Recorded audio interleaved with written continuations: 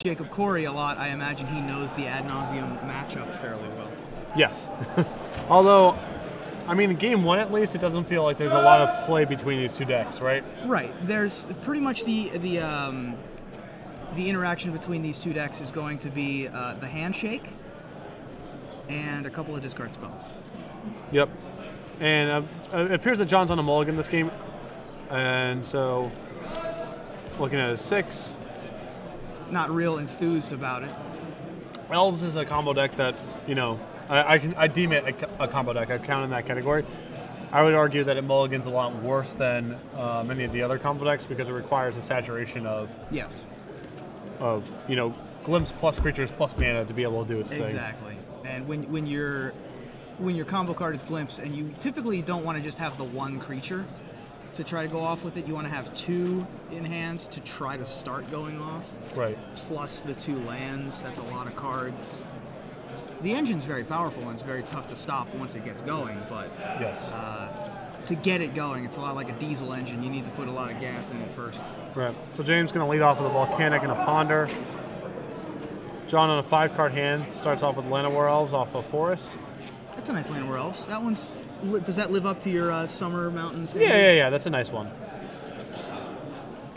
Signed and black bordered? I'm not a huge fan of the signature, but I do like an alpha or a beta elves. He's playing ad nauseum tendrils, James Vogel is, and there are lots of, well, I wouldn't say lots, there are a couple of different storm archetypes in Legacy.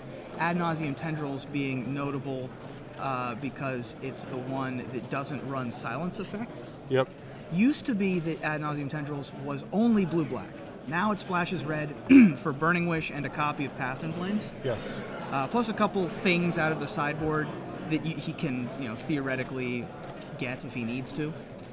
Duress, not going to hit too much out of the Elves deck. Yeah, I mean, there's a big one to hit, which is Glimpse. Glimpse of Nature. You can also hit Green Sun Zeniths and Natural Orders occasionally, but not a whole likely scenario. Yeah, but I think James is probably pretty thrilled to see a hand like that. It's an Elvish Visionary. Finds Dryad Arbor.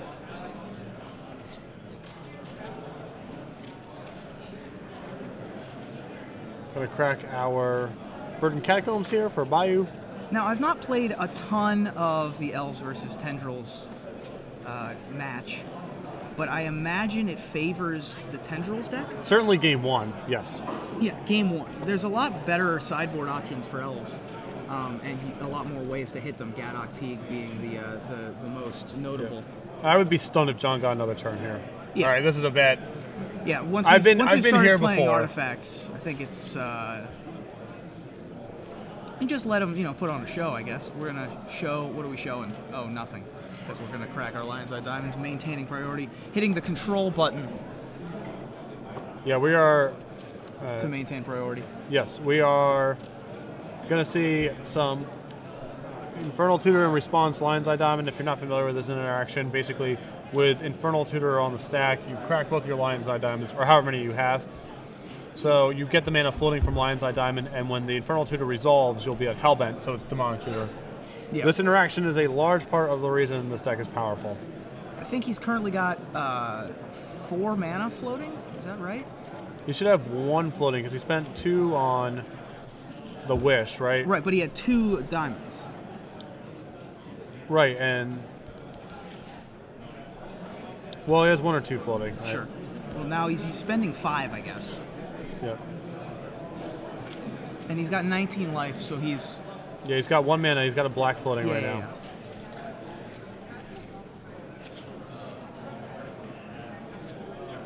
So I was not keeping track of the number there, but it seems like we're pretty close to the magic 4. Well, I still don't actually think he has a way to win. He doesn't yet. And so this is one of the things about... all right, there we go. Unless this killed him, I'm not sure how much he's stormed for. Right. I think the Past in Flames should be able to generate enough. Yeah, the Past in Flames with the Infernal Tutor in the graveyard will probably be enough.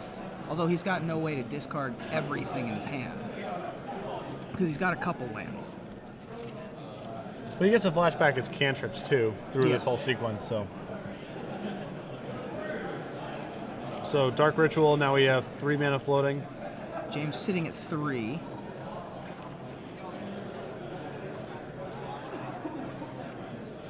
He's going to have plenty of black mana after he's done here. Also, the requisite storm count, unless John somehow manages to gain about 20 life and instant speed. Doesn't seem very likely. Yeah, I still don't actually think he has a kill locked up yet, because he's a little bottlenecked on colored mana. Yeah. And can't actually tutor for tendrils through the cards that he currently has, because he can't get his hand empty. He can cantrip a couple times. He can also Infernal Tutor for another Lotus Petal if he needs more blue mana or red mana. Yep. But yeah, there's no good way for him to empty his hand. He does not have Lotus Petals happening, or I'm sorry, Lion's Eye Diamonds. So he's going to use this to, he's going to ponder here. For a Gitaxian Probe, Dark Ritual, okay, we're going to shuffle that away. Yeah. If he finds another Lion's Eye Diamond... Yes, then he definitely wins. Then he definitely wins. If he finds the Tendrils, then he definitely wins. Because then he can just cast the Tendrils from his hand. Finds another Ritual. I used to run into this problem a lot playing Storm, where you've got the one copy of Ad Nauseam, the one copy of Tendrils, the one copy of Past in Flames. Sometimes they're just on the bottom of your deck. Sure. It's very frustrating. Yeah. To be like, yep, I'm going off. There's nothing he can do to stop me. Okay. Guess I lost. But I can stop myself. Yes. Trip and fall. Gitaxian Probe, Burning Wish. Burning Wish will do it, right? Well, I don't know if he has enough red mana. It's true. He might be out of colored mana that isn't black. He's also got he's got a Lotus Petal in his hand. So he should be able to... Does he have it left over? I think he does. Oh, he hasn't played a land yet. Interesting.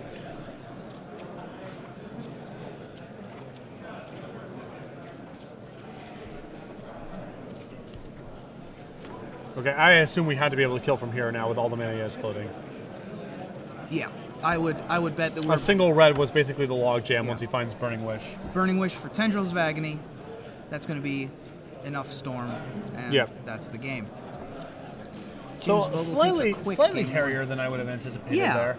It was not a great Ad Nauseam. No, it was not a great Ad Nauseam. Ad Nauseam was one of the better cards for live Magic, I think, for broadcasting, because you're like, all right, let's see if he gets there. Yeah, oh yeah, for sure. Mind's Desire the same way too. Mind's Desire is even better. Not the Mind's Desire for 12 or whatever, because then Mind's Desire for like 3 in your cube when you're like Signet Basalt Monolith. Mind's Desire for 3, hope to hit anything. Right. Yeah. Yeah. It's definitely some sweet drama for the coverage for sure. So onto the sideboard here.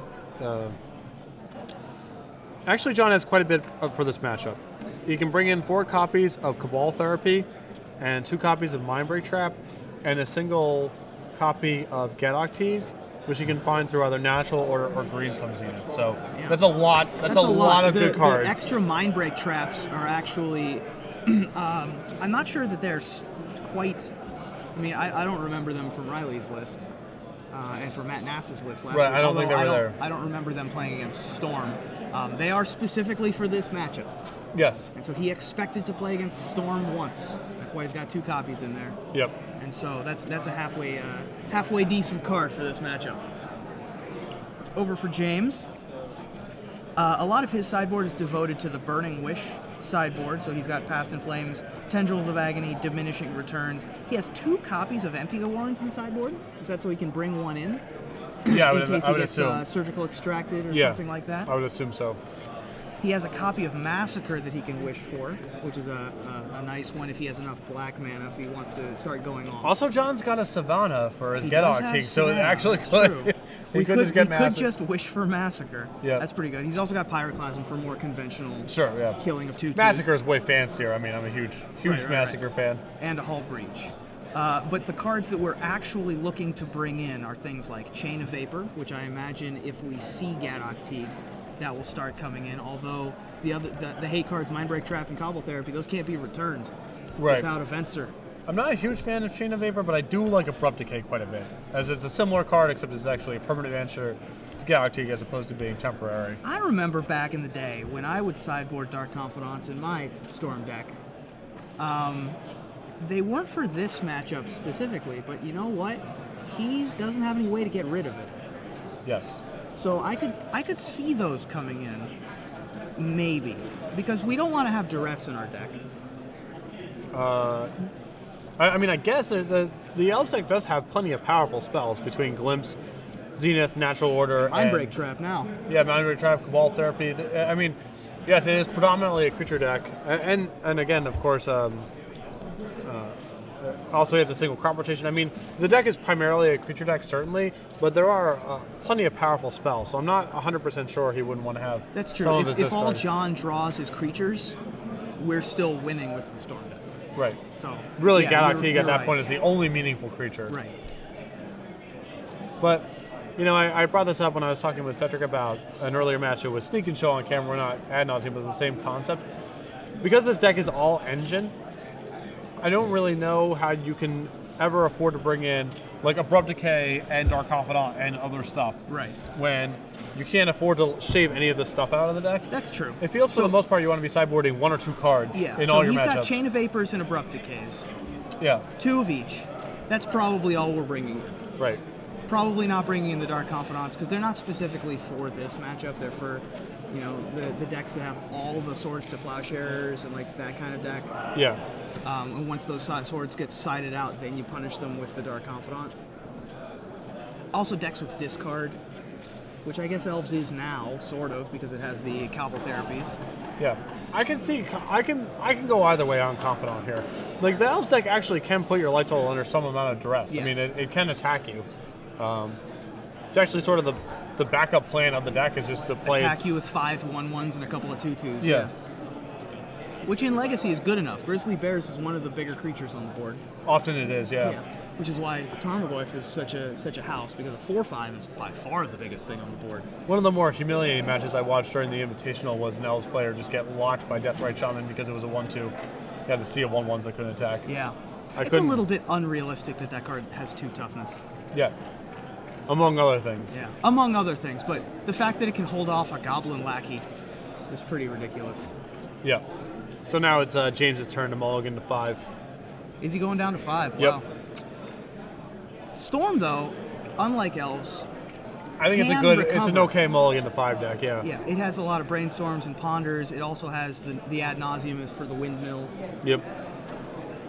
At that point, it doesn't matter if you have 35 or 37 cards in your hand. Yeah, you have Ad Nauseam, you have Diminishing Returns as a wish target. I mean, you can... He's going to keep, and we're going to start things off with Deathrite Shaman. Deathrite Shaman's a bit of a problem for James, a couple of reasons. One, he can remove future Past in Flames targets. Yep. 2, he can gain life. And potentially push himself out of Tendrils Yeah, range. push himself out of Tendrils range, which is not, you know, terribly realistic, but it's a thing that could pop up if, and also James needs to pay attention to it. Right, especially if you know, that part of Deathrite Shaman is predicated on creatures going to the graveyard, which is just not likely to occur unless he's getting swept away, in which case Deathrite Shaman's dead as well. But no, both of those powers I hadn't really considered, you know, again, not an expert on this matchup. Right.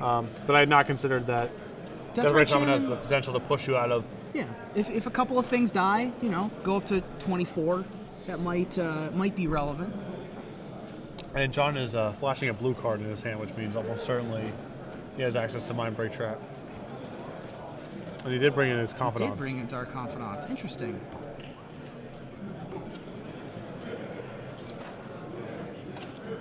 So if he brought in the Confidants, it's unlikely...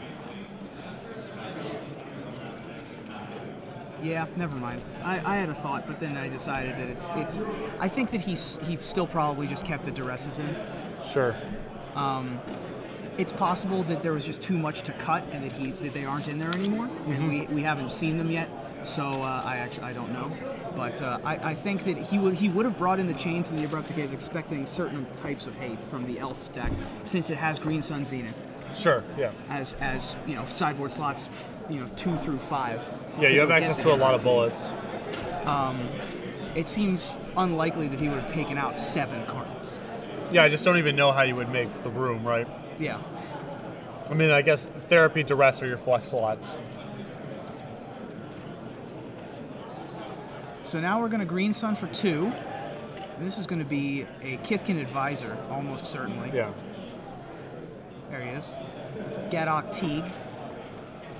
So this does a couple of very important things, most notably preventing ad nauseum from being cast. Right. Gadok Teague's an interesting card. It's unique, basically, in Magic. As we flip Lotus Petal to Dark Confidant, it prevents players from playing non-creature spells that cost 4 or more, and it also prevents any X spell. Yes. Kind of a bizarre design. Yep, there he is. No stranger than Frontline Medic, I wouldn't say. Yes, this is. I think that those two are probably friends. Yeah. At the awkward social club. Yeah, awkward social club that prevents X spells from happening. So Cobble Therapy named something, and now reveals Mindbreak Trap. I'm not sure if he named Mindbreak Trap, but I'm almost certain he didn't name Craterhoof Behemoth. Named Glimpse of Nature. Glimpse is sort of a curious name there, because I feel like if John had Glimpse, he would have used it already. Yeah, last turn he would have started getting the ball rolling. I agree with that. I think Natural Order would probably have been a better name there, but in any case, he misses because he wasn't going to name either Trap or Hooves. Big hooves. James elects not to flashback Dark Confidant or flashback Cobble Therapy with Dark Confidant, and that allows Deathrite Shaman to remove the Cobble Therapy from the game. Sure, he might need the Dark Confidant just to get a saturation of cards to go off. He might not be able to afford to lose it. He's looking for another discard spell in the future? Yeah, or another therapy, naming Mindbreak Trap and then just going. Right. I mean, he mulliganed to 5. He just might need more cards. That's true.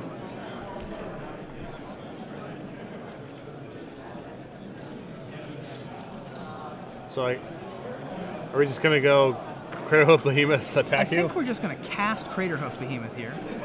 1, 2, 3, 5, 6, 7, 8. Cast Craterhoof. Cool. All my guys get plus 4, 5, plus 5. So a 10-10 hoof. Not historically known for its potency in the Storm matchup, but here we are. Here we are. 7-7, 6-6, 10-10. That is 23 attacking, trampling damage. So if we don't have Chain of Vapor in hand, it looks he does have a chain. He does have it. One? Yes. Okay. So chain on Gadok Teague. Wait, no, we can't chain on Gadok Teague. We're just dead if we chain on Gadok Teague. We have to do it. We have to get the Craterhoof Behemoth off the board. And I assume that we're gonna ship back on the Confidant because we have like. Oh no, we're. Now, interesting. We could have done it in response. We could have bounced Gadok Teague in response to the trigger. Okay, we're gone to 1. And then not had Gadok Teague in play, but it still would have been the same result. We still would have been drawing to thin outs. But Craterhoof Behemoth and friends able to take down the second game. So I wonder if James is going to be sideboarding slightly differently now that he's at least aware of the presence of Mindbreak Trap and Gadok Teague. Gadok Teague a safe assumption, but Mindbreak Trap is not a given in these lists. Absolutely. But I'm actually not sure how you even really sideboard differently from here. You know. He obviously brought in a ton of hate. Hate's the wrong word. He brought in a ton of his sideboard cards. I'm not sure I agree with that, because this was like a fine matchup before. Yeah. And so bringing in the Dark Confidants, for example, while we thought it might be reasonable, he probably has to bring back in the discard spells that he took out. It's tough, the right? flex slots are 3 Cobble Therapy and 4 Duress main deck, and then the sideboard is 2, 2, 3, Chain of Vapor, Abrupt Decay, Dark Confidant. That's the 7 that you move around. I feel like you want more discard spells now that you've seen Mindbreak Trap. Yeah, I suppose you have to. I just don't know how he makes room for all this stuff. Yeah. I'm also just dubious of Chain of Vapor in general. Like, I think you can only have so many slots devoted to that sort of thing. Abrupt Decay is actually... You're actually pretty happy to draw an Abrupt Decay just over the course of a normal game. Yes. Whereas Chain of Vapor is really only powerful against Gadok Teague. So, I'm surprised to see all of that anti-Teague stuff, plus the Dark Confidants in the deck. That's fair. Especially since, like, I would actually try to be setting up the game you know, to try to Burning Wish for one of the sweepers at some point. Which Right. That seems like the better game plan is to just be like land, ponder. right. Like let your opponent think that they have all of their secrets. Then they play like a couple of guys, and then later on you Burning Wish Pyroclasm. Burning Wish massacre, yeah, Yeah. on one turn. So, but we shall see. Because this deck is now on this Past in Flames route, I just feel like you can't cut your rituals or your cantrips under any circumstances. It's too integral to what's going on. So maybe we'll have 2 players with 7-card hands this time. It's entirely possible. In fairness, these type of decks do mulligan a fair bit. Yes, they That's do. sort of the nature of the beast. But we kept. James begins things with a, is that an Arena Swamp? I don't know. That is, yeah, it's an Arena Swamp. It's the Nice. Foil Saga one from back in the day. John gets himself a Bayou. And Cobble Therapy. Probably naming Brainstorm? Would be my guess. With him leading on or Swamp, Lion's Eye Diamond. I would have actually been inclined to name Dark Confidant, I think, with him opening on basic Swamp. Fair enough. He named Lion's Eye Diamond. Lion's Eye Diamond, which is also a reasonable thing to name. Sure. Yeah, I mean, you're sort of in any event, you're sort of guessing, right? Yeah. That's the nature of Cobble Therapy. You Like spin the roulette wheel and hope you hit. Like, I wouldn't have named any of the cantrips because the odds that he kept a hand that couldn't cast a cantrip and led with That's a fair point. just feels low to me. But you're sort of guessing in any circumstance. I glimpse a glimpse in John's hand. Not sure if that's the game plan this time around. Yeah, I mean, all we have to do is basically we haven't seen a glimpse game yet, so. right.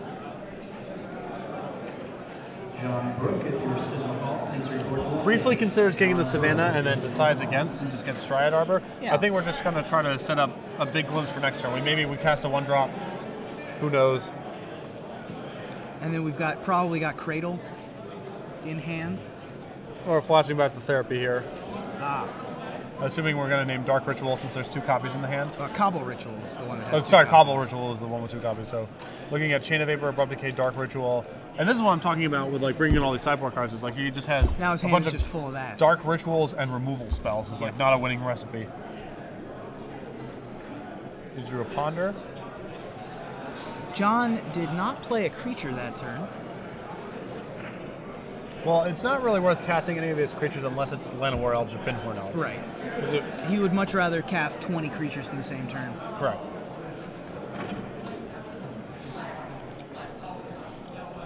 So I assume we're gonna fire off this Ponder here. That would be my guess. What do you think about splashing for the green just for Abrupt Decay? I mean, the Abrupt Decay covers against a lot of cards that are good against you. Like, there's not a lot of sideboard cards that answer both Counterbalance and Get Artigue, right? That's true. You know, it covers a Counterbalance, wide, Get Artigue, Either Sworn Canonist, Rule of Law. There's a bunch. a whole range of the best cards against you, basically. Thalia. Whether it's worth having these tropical islands in your deck, I don't know, but there's Dark Confidant. That is a fortunate draw considering the Cobble Therapy that named Dark Confidant earlier. No, he named LED earlier. Oh, that's right. I named Dark Confidant. You named Dark Confidant. Yeah. So it would have been much more fortunate against you. Right. Oh, so lucky you drew that after I named it. Unbelievable. Some people. What are the odds? Some people have all the luck.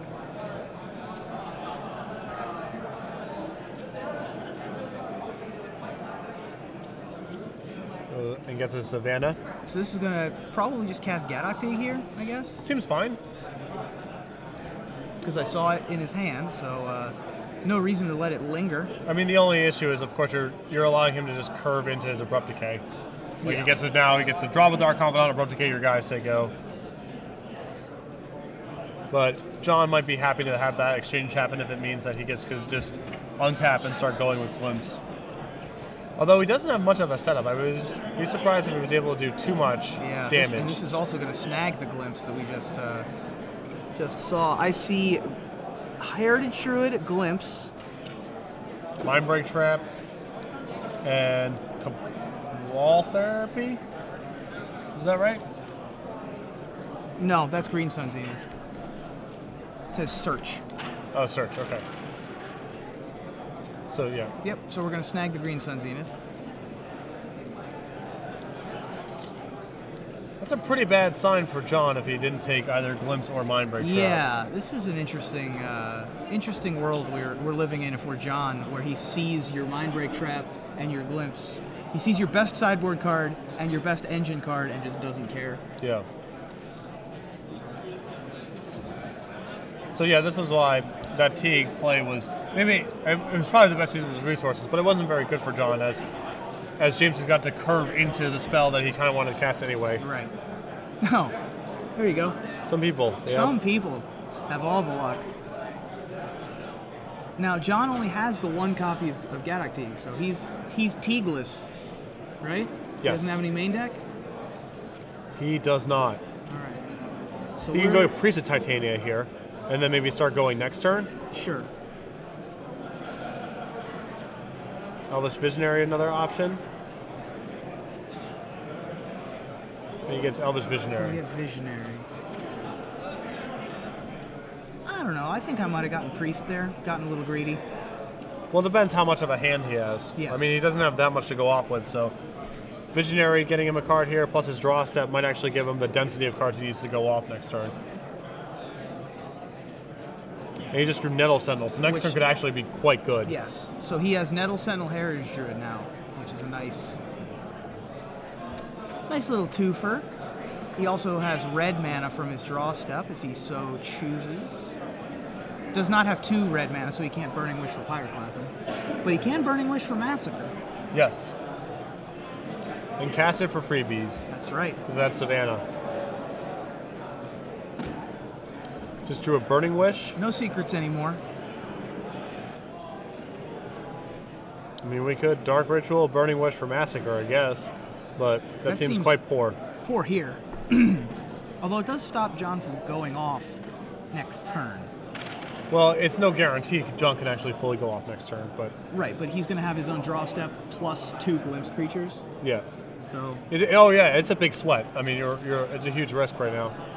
Although we did see earlier in the standard, I believe it was top 4, Garrick Primal Hunter drew 5 cards and needed to hit either a red source or like a 4-drop and didn't hit any. Yep. So it's always possible. All right, here we go.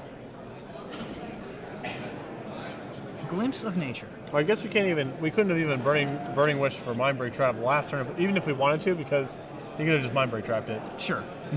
That's fair. Alright, so this is where the engine starts kicking in. He can tap his elves to the Heritage Druid to make 3 green and start untapping them with untapping his Nettle Sentinel. And every elf he plays basically is even, like net even in mana, assuming that he plays enough of them to keep the engine going. John's going to be nice of him to keep track of mana for us. That is a floating mana that now disappears. So the big goal of this deck is to get in a position where it has multiple Nettle Sentinels in play. At that point, you actually start netting mana off of all of your casts. And that's how the deck goes off from this spot.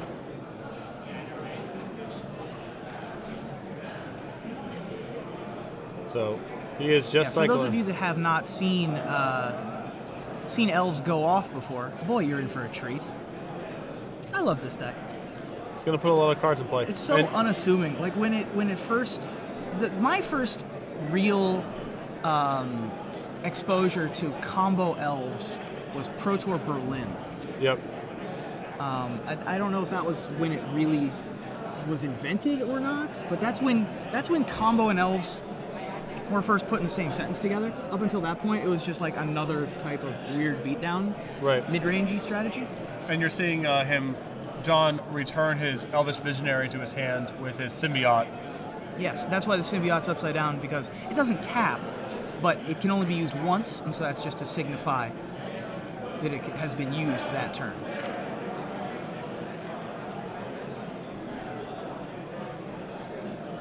We have not played a land yet. So Gaze Cradle's that's a big nice one. Mana is unlikely to be an issue going forward. Another Visionary. A lot of people I've talked to say that they think that the Ad Nauseam Tendrils deck is a big favorite over Elves. I have now done, this is my second Elves versus Ad Nauseam Tendrils that I've commentated on, and Elves has won both of those matches. Yep. So, you know, small sample size being what it is, but just the same. I think that's a little interesting. Yeah. I also like it from the Ad Nauseam perspective too, but I feel like James probably, or not necessarily for sure, but it feels like he cut a lot of his engine. Yes. He has a second glimpse, so now these are going to start being draw 2s. Or draw 3s, as the case may be with Elvish Visionary. Yep. Got to be careful not to deck yourself, because that is not a mandatory draw trigger. Although being careful not to deck yourself is a problem that you're usually okay with. It represents a certain advantage in the game state, yes. Certainly. Yeah, once you start getting up into draw 4s, like he's thinking about doing, or draw 3s, I guess, for normal creatures, it's a little hairy. You know, your Regal Force becomes not really a card you want to draw anymore. Right. So there's a third glimpse. James patiently waiting for his turn that will probably never come. Yep. Draw a 4 off of Elvish Visionary. Finds another Visionary and Regal Force. I don't think we want to cast that. Pretty telling that we don't want to cast it because we actually have drawn too many cards. There's another Nettle Sentinel, so now we're in just full netting mana mode. And assuming there is no mechanical errors on John's part, it is basically impossible to fail from this place. There's another Nettle Sentinel, which he will use Birchlore Ranger mana.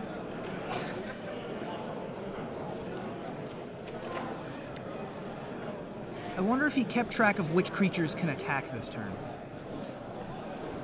Or if he's just going to build an insurmountable board advantage. Yep. The mid combo Cabal Therapy is kind of funny because it's like, I don't know, I don't think the dude has any way to interact with you. You probably would have stopped something a little bit earlier. Sack one of the Heritage Druids to just strip everything out of the hand there. Takes the Chain of Vapor, so now there's like nothing he really has to worry about. I think I might have taken the... Oh, there's the Crater Hoof Behemoth. There's big hooves. The hoof is big enough by itself to be able to kill James. 1, 2, 3, 4, 5, 6, 7, 8, 9, 10, 11, 12. It gets plus 16 when it comes in, with only the current creatures in play. So, with nothing to fear, I think that we can just swing in. Yeah, actually, it's just lethal with the lonely behemoth. That's what I would do. There it is. There it is. So we'll put a stack of cards underneath it, but we have John Harduvel defeating James Vogel. Elves over Ad Nauseam Tendrils. And, you know, like I was commenting during the sideboarding, it felt like